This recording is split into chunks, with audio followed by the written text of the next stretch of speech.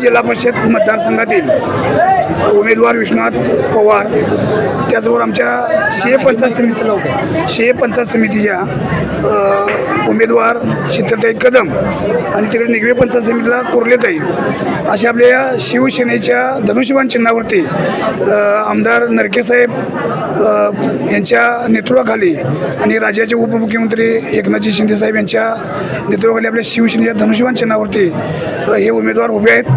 आणि या मतदारसंघामध्ये गेले सातत्यानं 25-30 वर्ष झालं पंचायत समिती असू दे, जिल्हा परिषद असू दे, तर मी जिल्हा परिषद सदस्य होतो किंवा मनीषताई कोल्हे होत्या किंवा पंचसमिती सदस्य इथं कृष्णात पवार होते, त्या निगवे पंच समितीला पण शिवसेनेचे पंचसमिती सदस्य आमचे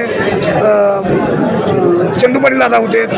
असे बरेच पहिले विष्णुपन लवार होते. असे 5 ते 6 वेळा ह्या धनुष्यबाणावरती आपल्या ह्या मतदारसंघामध्ये हा म्हणजे मतदारसंघ शिवसेनेचा बालेकिल्ला म्हणत काही वावगं ठरणार नाही.